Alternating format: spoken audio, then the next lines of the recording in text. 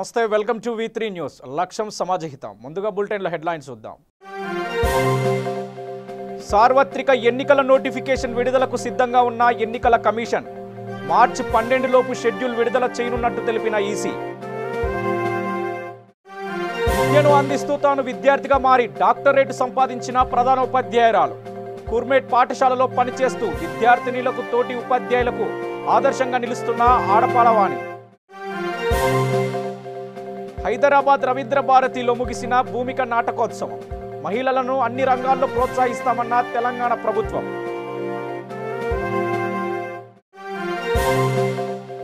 మా ఎన్నికల్లో ముదురుతున్న వ్యక్తిగత దూషణలు.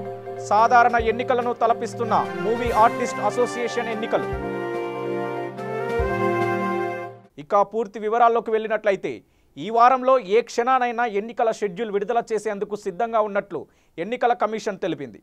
అనివార్య కారణాల వలన ఈ వారంలో కాకుంటే 12వ తేదీలోపు పక్కాగా ప్రకటిస్తామని పేర్కొంది. లోక్సభతో పాటు ఆంధ్రప్రదేశ్, ఒడిశా, అరుణాచల్ ప్రదేశ్, సిక్కిం తదితర రాష్ట్రాలకు ఎన్నికలు కూడా జరగనున్నాయి. దీంతో మొత్తం 7-8 విడతల్లో పోలింగ్ నిర్వహించనున్నట్లు ఈసీ వర్గాలు పేర్కొన్నాయి. మొదటి విడత ఎన్నికల కోసం ఈ నెలాఖరులో నోటిఫికేషన్ విడుదల చేసి ఏప్రిల్ మధ్య వారంలో పోలింగ్ నిర్వహించనున్నట్లు ఈసీ పేర్కొంది. కాగా జమ్మూ కాశ్మీర్లో ప్రస్తుతం ఉద్రిక్త పరిస్థితులున్న నేపథ్యంలో లోక్సభ, అసెంబ్లీ ఎన్నికలను వేర్వేరుగా నిర్వహించాలని భావిస్తున్నట్లు సమాచారం.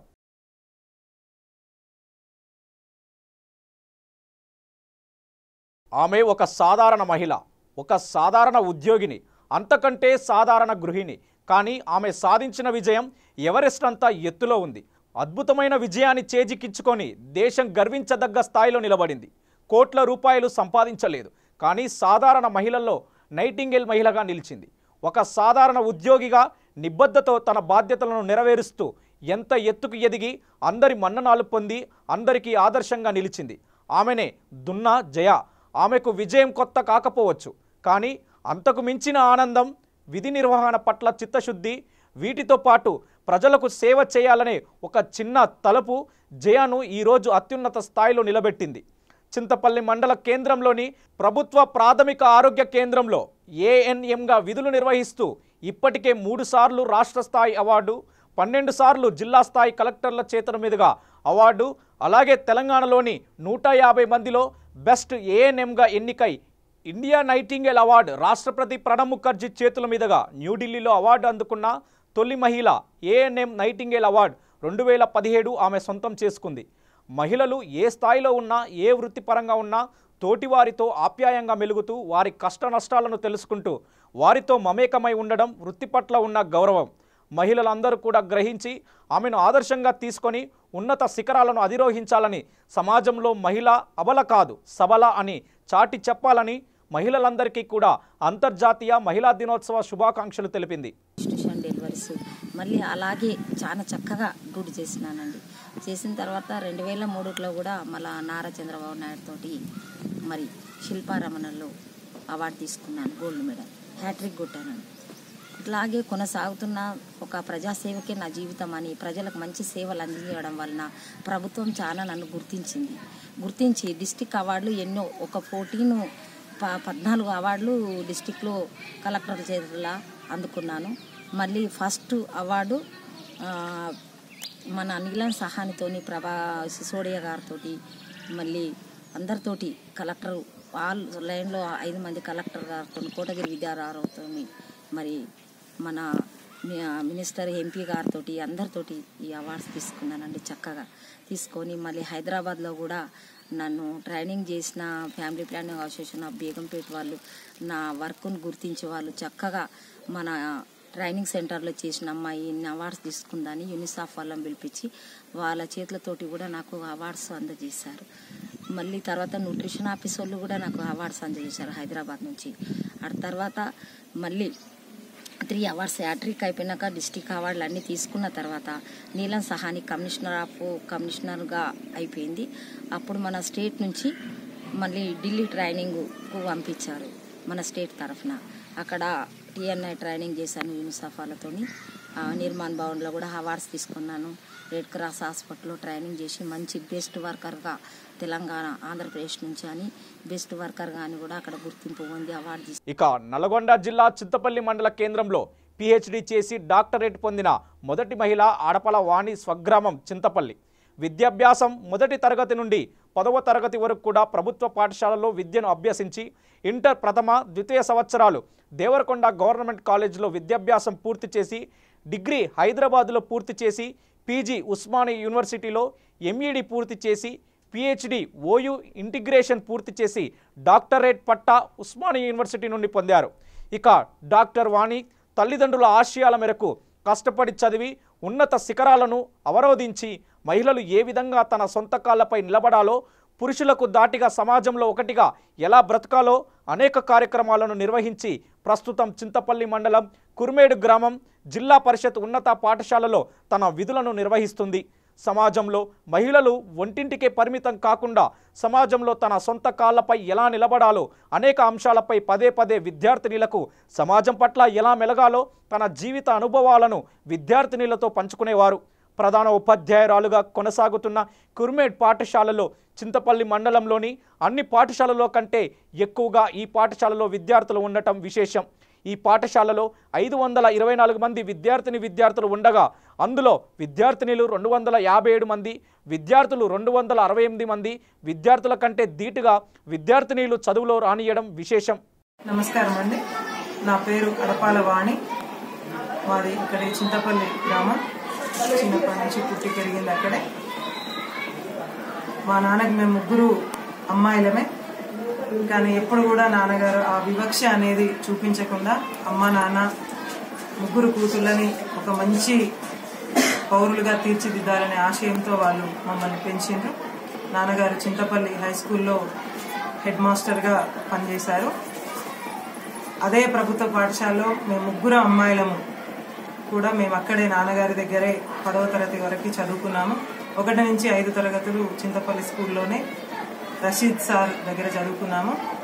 ఆ సారు ఇచ్చిన ఆ బేస్మెంట్ అనేది మాకు ఇప్పటి వరకు కూడా చదువులో, జీవితంలో అన్నింటిలో కూడా ఉపయోగపడుతుంది. అలాగే నాన్న దగ్గర, ప్రభుత్వ ఉపాధ్యాయుల దగ్గర మేము నేర్చుకున్న చదువు అనేది మాకు జీవితంలో ఎంతో బాగా ఉపయోగపడుతుంది. ఈ ప్రభుత్వ పాఠశాలల్లో చదువుకున్న వారే ఉన్నత స్థాయిలో ఎదుగుతారు అనడానికి నేను మరియు మా అక్క చెల్లెళ్ళు ఉదాహరణగా తీసుకోవచ్చు. అలాగే ఈ అమ్మాయిలు అనే వివక్ష అనేది లేకుండా ఉండాలి అనేది మా తరంలో, అంటే దాదాపు ఇప్పుడు నాకు 46 సంవత్సరాలు. 46 సంవత్సరాల క్రితం నుంచి కూడా నాన్నగారు ఇదే చెప్పేది. అమ్మాయిలు ఏ విధంగా అధైర్యపడకూడదు, అన్నిట్లలో ముందు ఉండాలి, బాగా చదువుకోవాలి, జీవితంలో పైకి రావాలి, ముఖ్యంగా అమ్మాయిలు తమ కాళ్ల మీద తాము నిలబడేటట్టుగా ఉండాలి అని తను ఎప్పుడు కూడా చెప్తూ ఉండేవారు. మా అమ్మగారు కూడా చాలా స్ఫూర్తినిచ్చేవారు. ఆమె కూడా చాలా ధైర్యం, తెగువ అనేది ఉండేది. మాలో ఎప్పుడు కూడా ఆ లక్షణాలన్నీ నూరిపోస్తూ ఉండేవారు. అదే స్ఫూర్తితో మేము బాగా చదువుకున్నాము. అలాగే నేను ఇంటర్ కూడా గవర్నమెంట్ కాలేజ్ దేవరకొండలో చదువుకున్నాను. అక్కడ కూడా మేము గవర్నమెంట్ లెక్చరర్స్ శిక్షణలో కాలేజ్ ఫస్ట్ నేను వచ్చాను. ఆ తర్వాత నెక్స్ట్ నాన్నగారు తీసుకెళ్లి మమ్మల్ని హైదరాబాద్ రెడ్డి కాలేజ్లో డిగ్రీలో చేర్పించారు. అది మహిళా కళాశాల. అక్కడ ఇక అంతర్జాతీయ మహిళా దినోత్సవాన్ని పురస్కరించుకొని హైదరాబాద్ బాలాపూర్ మండలం ఆర్య వైశ్య సంఘం ఆధ్వర్యంలో మహిళా దినోత్సవం వేడుకలు ఘనంగా నిర్వహించారు. ఈ సందర్భంగా ముందుగా వాసవి మాతకు పూజ నిర్వహించి మహిళలు మహిళా దినోత్సవ శుభాకాంక్షలు తెలుపుకున్నారు. ఈ వేడుకకు ముఖ్య అతిథిగా మహిళా సంఘం అధ్యక్షురాలు మరియు మహిళలు పాల్గొన్నారు.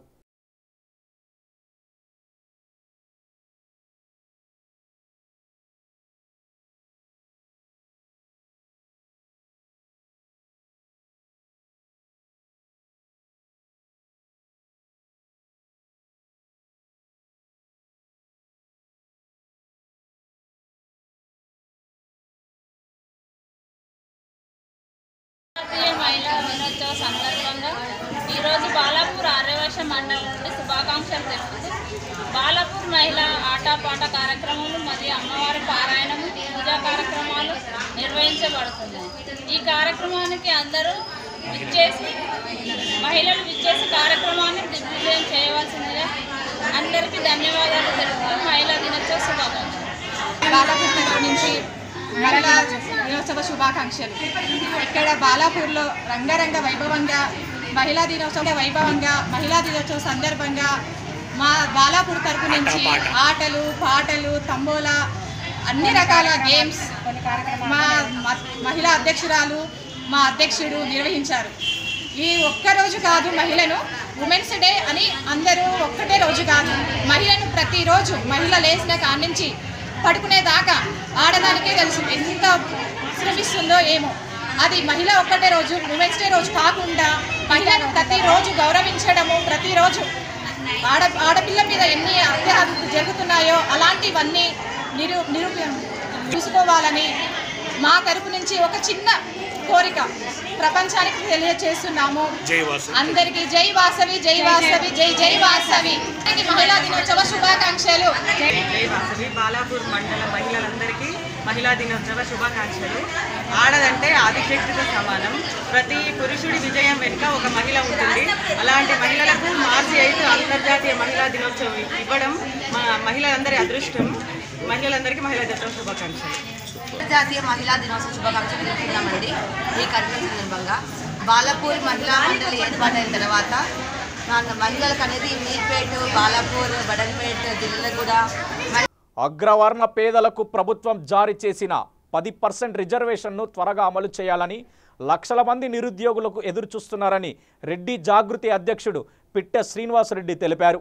హైదరాబాద్ సోమాజిగూడ ప్రెస్ క్లబ్లో ఆయన మాట్లాడుతూ కేంద్ర ప్రభుత్వం నోటిఫికేషన్స్ రైల్వే రిక్రూట్మెంట్ 1,35,000, వాకింగ్ సెక్టార్లో 35,000 మరియు ఇతర రాష్ట్ర పరిధిలో గురుకులాలు, పంచాయతీరాజ్ సెక్టార్లో మొత్తం 2 లక్షలకు పైగా ఉద్యోగాలు కలవు.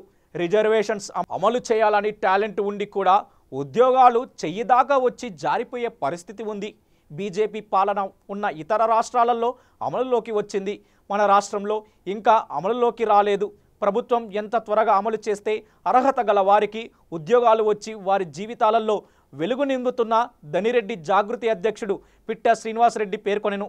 ఇంకా ఈ సమావేశంలో ఆర్యవైశ్య చైతన్య పోరాట అధ్యక్షుడు ప్రేమ్ కుమార్, హరీశ్వర్ రెడ్డి, ఉదయ్ కుమార్ రెడ్డిలు పాల్గొన్నారు. నీతి నిజాయితీతో ఉన్నటువంటి యువతకు ఆదర్శంగా నిలబడాలనే సద్భావంతో కేంద్ర ప్రభుత్వం ఇచ్చినటువంటి 10% రిజర్వేషన్ బీజేపీ పాలిత ప్రాంతాల్లో తప్ప కొన్ని ప్రాంతాల్లో అమలడం లేదు. అందులో ప్రధానంగా మన తెలంగాణ రాష్ట్రంలో ఈ 10% రిజర్వేషన్ని మన రాష్ట్ర ప్రభుత్వం ఇప్పటి వరకు దాని మీద ఎలాంటి స్పందన లేనటువంటి పరిస్థితి ఉంది. దయచేసి ఈ రాష్ట్ర ప్రభుత్వాన్ని వేడుకునేది ఒకటే, చాలా సంవత్సరాలు 70 సంవత్సరాల తర్వాత ఏదైతే అగ్రవర్ణ పేరుతో వివక్షకు గురవుతున్న అగ్రవర్ణ పేదలకు కేంద్ర ప్రభుత్వం ప్రకటించిన 10% ఈడబ్ల్యూఎస్ రిజర్వేషన్లని తక్షణమే తెలంగాణ రాష్ట్రంలో అమలు చేసి ఎంతోమంది నిరుద్యోగులు దాదాపు ఒక 2 లక్షల ఉద్యోగాలు కేంద్ర రాష్ట్ర పరిధిలో విడుదల చేయడం జరిగింది. ఆ ఉద్యోగాలకు ఈ అవకాశం రాక వాళ్ళు ఇబ్బంది పడుతున్నారు. రాష్ట్ర పరిధిలో ఎంఆర్ఓలు, కలెక్టర్లు ఈడబ్ల్యూఎస్ సర్టిఫికేట్లు జారీ చేయకపోవడం వల్ల వాళ్ళు ఆ ఉద్యోగాలకు అప్లై చేసుకోవడంలో చాలా ఇబ్బందులు ఏర్పడుతున్నాయి. ప్రభుత్వం వెంటనే సానుకూలంగా స్పందించి ఈ ఉద్యోగాలకు భర్తీ చేసుకునే విధంగా తక్షణమే ఈడబ్ల్యూఎస్ సర్టిఫికేట్లు జారీ చేసి ఆ విద్యార్థులకు, యువకులకు తోడ్పడాలని మేము తెలంగాణ ప్రభుత్వాన్ని విజ్ఞప్తి చేస్తున్నాం. ఎందుకంటే ఎంతోమంది కలలు గన్న ఈ ఉద్యోగాలు వాళ్ళు అప్లై చేసుకోవడానికి ఇబ్బందులు పడటం వల్ల వాళ్ళు నిరాశకు గురవుతున్నారు. తక్షణమే ప్రభుత్వం సానుకూలంగా స్పందించి ఈ ఈడబ్ల్యూఎస్ సర్టిఫికేట్లు జారీ చేసి వాళ్ళకు సహకారాలు అందించాలని ప్రభుత్వాన్ని విజ్ఞప్తి చేస్తున్నాం. ఇప్పుడు ఒక చిన్న బ్రేక్ తీసుకుందాం. చూస్తూనే ఉండండి V3 న్యూస్, లక్ష్యం సమాజహితం. కార్యేషు దాసి కరణేసు మంత్రి భోజ్యేసు మాత, ఇలా అన్నిటా నీవే, సమస్తం నీవే. అందుకే ఓ మాతృమూర్తి మహిళా దినోత్సవ సందర్భంగా మీకివే వందనం. అంతర్జాతీయ మహిళా దినోత్సవం సందర్భంగా హృదయపూర్వక శుభాకాంక్షలు. మీ doctor Kacham Satyanarayana Gupta, chairman V3 news. Shri Gayatri Devi Jyothishalayam, Dilsukh Nagar.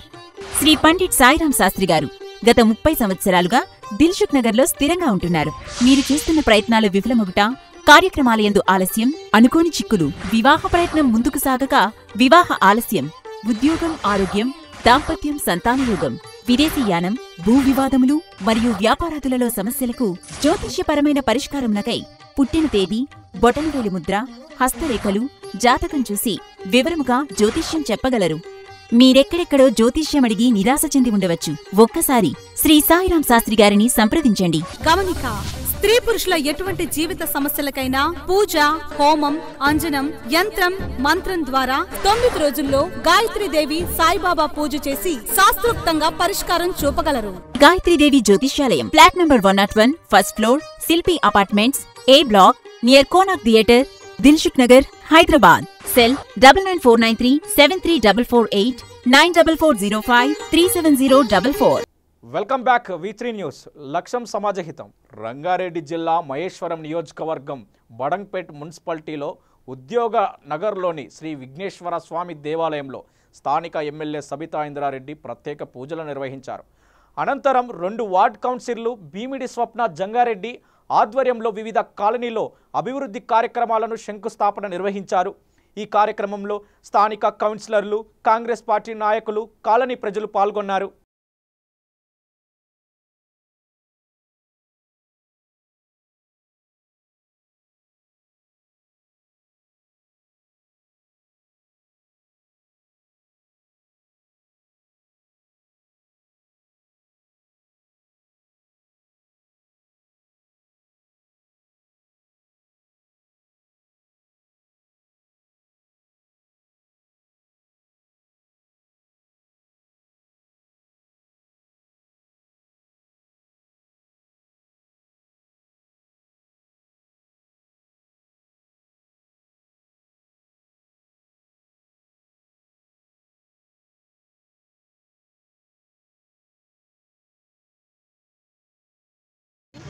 చేస్తున్న అభివృద్ధి కార్యక్రమంలో భాగంగా ఈరోజు స్వప్న, జంగారెడ్డి గారి వార్డులో, గణేష్ వార్డులో, సత్యనారాయణ గారి వార్డులో కొన్ని కార్యక్రమాలు తీసుకోవడం జరిగింది. దాదాపుగా 3,40,00,000 సంబంధించిన ఫౌండేషన్ స్టోన్స్ ఈరోజు వేయడం జరిగింది. గతంలో చెప్పినట్టే ఇంత తొందరగా మేము టెండర్లు పిలిచి ఫౌండేషన్ వేయడానికి రీజన్ కూడా 3 నెలల ఎలక్షన్ కోడ్ ఉంటుంది కాబట్టి ఎలక్షన్ కోడ్ లోపల ఇవన్నీ కార్యక్రమాలు గ్రౌండ్ అయిపోయి పూర్తి అయిపోవాలనే ఉద్దేశంతో తీసుకోవడం జరిగింది. నిజంగా చాలా సంతోషంగా అనిపిస్తుంది నాకు. వారం రోజుల నుండి చూస్తూ ఉంటే మేజర్ ఇష్యూస్, చాలా రోజుల నుండి ఉన్న డ్రైనేజ్ సిస్టమ్స్ కానీ, చాలా రోజుల నుండి పెండింగ్లో ఉన్న పెద్ద పెద్ద రోడ్స్ కానీ ఈరోజు తీసుకోవడం జరిగింది. ఉదాహరణకి సత్యనారాయణ గారి వార్డులో డ్రైన్ చాలా రోజుల నుండి ప్రాబ్లం ఉంది. ఈరోజు ఆ డ్రైన్కి 31 lakhs పెట్టినారు. దాంతోపాటు కాలనీ వాసులందరూ కూడా అడుగుతున్నారు స్లాబ్ వేస్తే బాగుంటుందామని. దాన్ని కూడా ఇమీడియట్గా చైర్మన్ ఇక్కడే ఉన్నాడు, స్లాబ్కి ఎస్టిమేషన్ ఇది కానీ మన శ్రీనివాస్ రెడ్డి గారి వార్డులో కూడా అక్కడ ఉన్న నాలా మీద స్లాబ్ వేయమన్నారు. ఈ 2 స్లాబ్స్ కూడా ఎస్టిమేషన్ చేసి రేపటి నుండి కోడ్ వస్తుంది అనుకుంటున్నాము. కోడ్ అయిన మరుక్షణం ఈ స్లాబ్స్ కూడా తీసుకుంటాం, మిగతా వర్క్స్ కూడా బ్యాలెన్స్ వర్క్స్ కూడా తీసుకోవడం జరుగుతుంది. దీంతోపాటు బడంపేట్ గ్రామ పంచాయతీ నుండి ఆర్సీ రోడ్ వరకు ఉన్న రోడ్ ఏదైతే ఉందో CKR-KTR అంటారు, ఆ ఫంక్షన్ అనుకుంటున్న రోడ్డు, దానికి ఇంచుమించు 3 కోట్లు పెట్టి వైడనింగ్ చేయబోతా ఉన్నాం. దాన్ని కూడా ఇమీడియట్గా ప్రాసెస్ చేసి ఈ 60 రోజుల లోపల, ఎలక్షన్స్ జరుగుతున్న రోజుల లోపల టెండర్ ప్రాసెస్ అంతా కంప్లీట్ చేసి దాన్ని వైడనింగ్ కూడా చేయడం జరుగుతుంది. దాంతోపాటు బడంపేట్ అల్మాజ్గూడ నుండి ఉన్న రోడ్ ఏదైతే ఉందో దాన్ని కూడా వైడనింగ్ చేయాలని స్థానిక కౌన్సిలర్స్ అందరూ కూడా డిమాండ్ చేస్తూ ఉన్నారు. దాన్ని కూడా ఇమీడియట్ ఎస్టిమేషన్స్ ఏమన్నా దాన్ని తీసుకోబోతా ఉన్నాం. ఈ 3 నెలల లోపల ఇవి గ్రౌండ్ గార్డ్ ఒక సైడ్ అయితే మేజర్ వర్క్స్ కొన్ని తీసుకుపోతా ఉన్నాం. ఈ 2 రోడ్లతో పాటు ఒక ప్లేగ్రౌండ్, పెద్ద ప్లేగ్రౌండ్ ఒకటి తీసుకోవాలనుకున్నాం గతంలో. అది వాకింగ్ ట్రాక్ లాగా పనికి వస్తుంది, ప్లేగ్రౌండ్గా పనికి వస్తుంది. దానికి సంబంధించి ఒక 1 crore పెట్టడం జరిగింది. దాన్ని కూడా ఎస్టిమేట్స్ చేసి ఇమీడియట్గా టెండర్ పిలుస్తాం. దాంతోపాటు ఇక్కడున్న వాళ్ళందరికీ కూడా ఒక చిన్న ఫంక్షన్ చేసుకోవాలని ఒక చిన్న కమ్యూనిటీ హాల్ లేకుండా అయిపోయింది. కాలనీస్లలో చిన్న చిన్న ఏరియాస్తో చాలా ఇబ్బంది పడుతూ ఉన్నారు. కాబట్టి ఇక్కడున్న పేదవాళ్ళకి, మధ్యతరగతి వాళ్ళకి ఉపయోగపడేటట్టు ఒక మంచి హాల్ కట్టాలని ఒక నిర్ణయం తీసుకోవడం జరిగింది. దానికి ఒక 2 crores పెట్టుకున్నాం. ఈ 60 రోజులలో ఇవన్నీ ఎస్టిమేషన్ చేసి రెడీగా పెట్టుకుంటాం. ఇవి గ్రౌండ్ అయిపోయే లోపల వాటిని కూడా తీసుకొచ్చి తొందరగా మొదలుపెట్టి ప్రజల అవసరాలకి అనుగుణంగా అభివృద్ధి చేయడం జరుగుతుందని మాత్రం మనం చేస్తాం. జనసేన పార్టీ అధినేత పవన్ కళ్యాణ్కు వ్యవసాయం, రైతులు, పశు సంరక్షణ అన్న సంస్కృత సంప్రదాయాలను పాటించడం పైన ఆయనకు ఎనలేని మక్కువ, ప్రేమ. రైతు జీవితం పాడి పంట, కులనేత అని చెప్పే పవన్ సమయం దొరికినప్పుడల్లా వ్యవసాయం చేయడమే కాదు, గోసేవ కూడా చేస్తూ ఉంటారు. అందుకు తగ్గట్టుగానే జనసేన పార్టీ మూల సిద్ధాంతాల్లో సంస్కృతాలను కాపాడే సమాజం అన్న అంశాన్ని చేర్చారు. అందుకు నిదర్శనమే గుంటూరు జిల్లా మంగళగిరిలోని జనసేన పార్టీ కార్యాలయం ప్రాంగణంలో ప్రత్యేకంగా ఏర్పాటు చేసిన గోశాల. ఈరోజు సాయంత్రం పార్టీ కార్యాలయానికి చేరుకున్న పవన్ కళ్యాణ్ గోశాలలో గోసేవలో మునిగిపోయారు. గోవులకు మేత వేశారు. ఇందుకు సంబంధించిన చిత్రాలు ఆసక్తికరంగా ఉన్నాయి.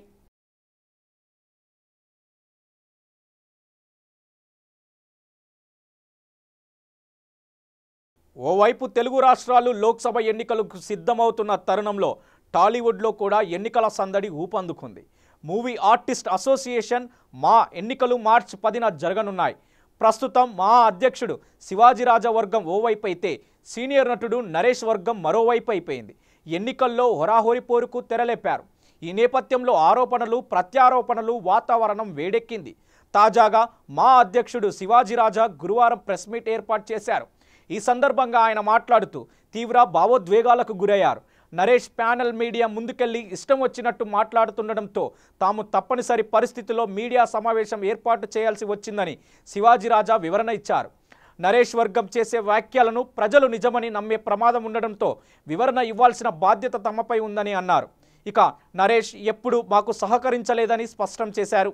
గతంలో మాకు నిధులు కావాల్సి వస్తే చిరంజీవి గారితో ఓ ప్రోగ్రాం ఏర్పాటు చేస్తే రిహార్సల్స్కి నరేష్ మొహం చాటేశాడని ఆరోపించారు శివాజీరాజా.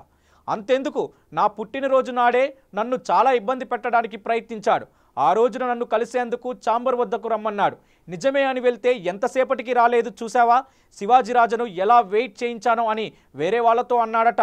ఇప్పుడు జీవిత లాంటి వాళ్ళు కూడా వాస్తవాలు తెలుసుకోకుండా మాట్లాడుతుంటే బాధ కలుగుతుంది అంటూ ఆవేదన వ్యక్తం చేశారు శివాజీరాజా. ఆయన ఇష్టం లేకుండానే ఈసారి పోటీ చేస్తున్నారని ఇతర సభ్యులు కూడా బలవంతం చేయడంతో తప్పడం లేదని అన్నారు.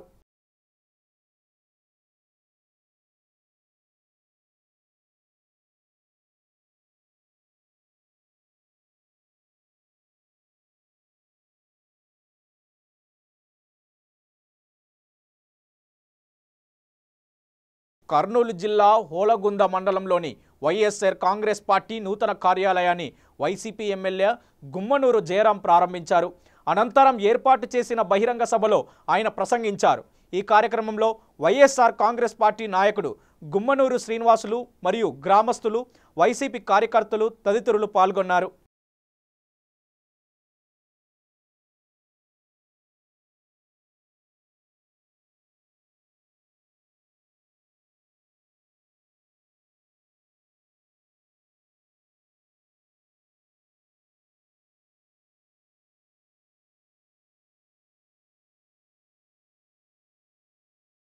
ఆఫీస్ నుంచి ఏ సమస్య వచ్చినా,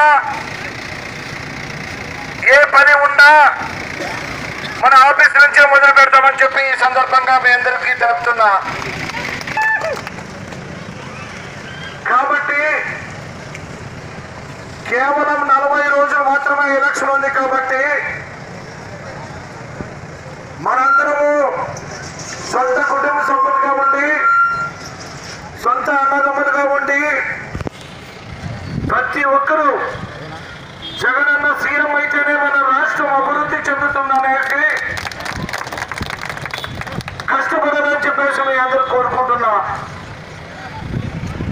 మనం చూస్తున్నాం, ఈ తెలుగుదేశం ప్రభుత్వంలో ఉన్నంత వరకు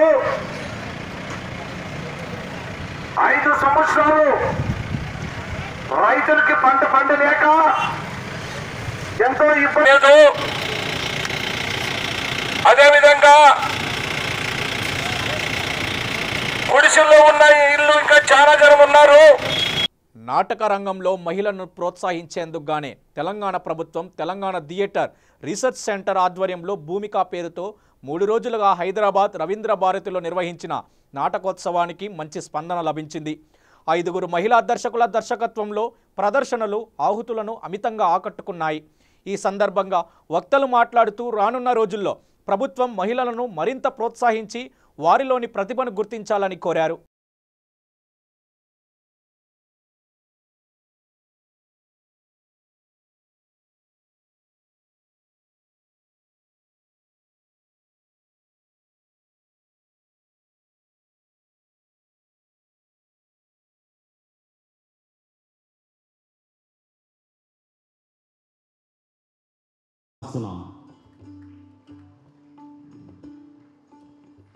విమల గారిని వేదిక మీదకి రావాల్సిందిగా ఆహ్వానిస్తున్నాం.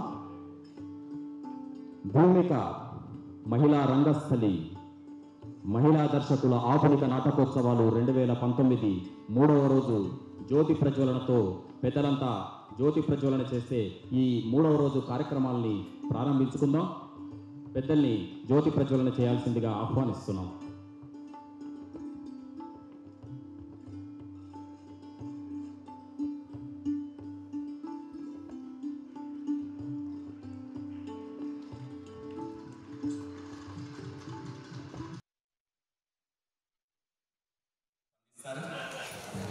నాటకం చూశారు కాబట్టి మొత్తం మంత్రి గారు మాట్లాడితే బాగుంటుంది.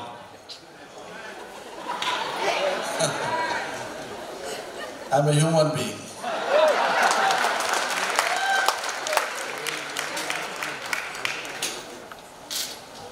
I have cultivated to be a human being.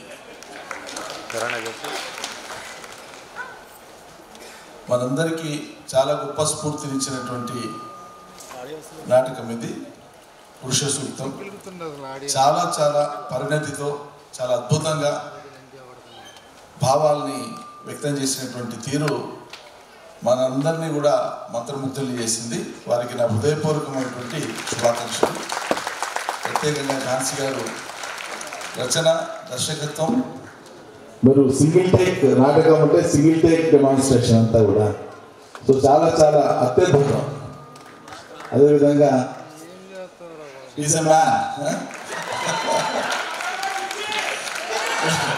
బాగా పర్ఫార్మ్ చేశారు. లీనమైపోయినారు అందులో. క్యారెక్టర్ మాత్రమే భావాలు. Feedback about this Women Festival. Thank you so much.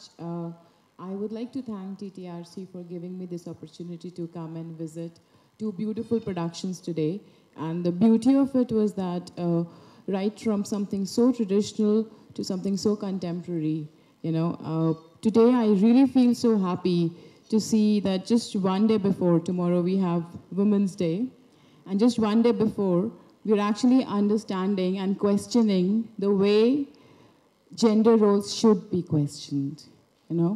So, and I would really recommend that you should travel with this play across the nation and even beyond. And you should just try to actually translate it into different languages as well. Yes, then it's great. Then you should really travel with it. So thank you so much. Just one thing before I, close the note for myself today. The question of identity, like we just saw in the last production, so beautifully redefined. So this is like the youngest state of our nation. And the beauty of this time is... this is Team Purusha Suktam. Thanks to our man, thanks to our men, and thanks to all our backstage. Thanks to the captain. Thank you so much. అవకాశం ఇచ్చిన టీటీఆర్సీ వాళ్ళకి and చూసిన ప్రేక్షకులకి everybody వి thankful. ఐడియాలజీని ముందుకు తీసుకెళ్ళండి, మగవాళ్ళని మాట్లాడనివ్వండి. This is what we want to say. Thank you so much all of you. Thank you. Team India మాజీ కెప్టెన్ మహేంద్ర సింగ్ ధోని తన స్వస్థలం రాంచీలో జట్టు సభ్యులకు పసందైన విందిచ్చాడు. ఈరోజు ఆస్ట్రేలియా జట్టుతో రాంచీ వేదికగా 3వ వన్డే ఆడనుంది. అందుకోసం ఇరు జట్టు ఆటగాళ్లు రాంచీ చేరుకున్నారు. అయితే ధోని తన వాహనంలో టీమిండియా ఆటగాళ్లను ఎక్కించుకొని ఎయిర్పోర్ట్ నుంచి స్వయంగా డ్రైవ్ చేసుకుంటూ ఫామ్ హౌస్కి తీసుకెళ్లాడు. అన్ని రకాల కాంటినెంటల్ స్థానిక వంటకాలతో జట్టు సహచారులకు అదిరిపోయే విందు ఏర్పాటు చేశాడు. ధోని ఉంటే ఎక్కడైనా నవ్వుల పంట అని చెప్పాలి. దానికి తోడు విందు భోజనం కూడా ఉండడంతో ఆటగాళ్లు ఒత్తిళ్లను మర్చిపోయి హాయిగా ఆస్వాదించారు.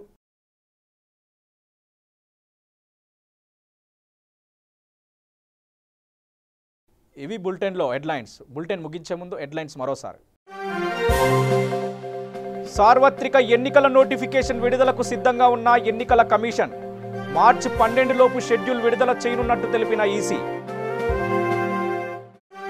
విద్యను అందిస్తూ తాను విద్యార్థిగా మారి డాక్టరేట్ సంపాదించిన ప్రధానోపాధ్యాయురాలు. కుర్మేట్ పాఠశాలలో పనిచేస్తూ విద్యార్థినులకు తోటి ఉపాధ్యాయులకు ఆదర్శంగా నిలుస్తున్న ఆడపాలవాణి. హైదరాబాద్ రవీంద్ర భారతిలో ముగిసిన భూమిక నాటకోత్సవం. మహిళలను అన్ని రంగాల్లో ప్రోత్సహిస్తామన్న తెలంగాణ ప్రభుత్వం.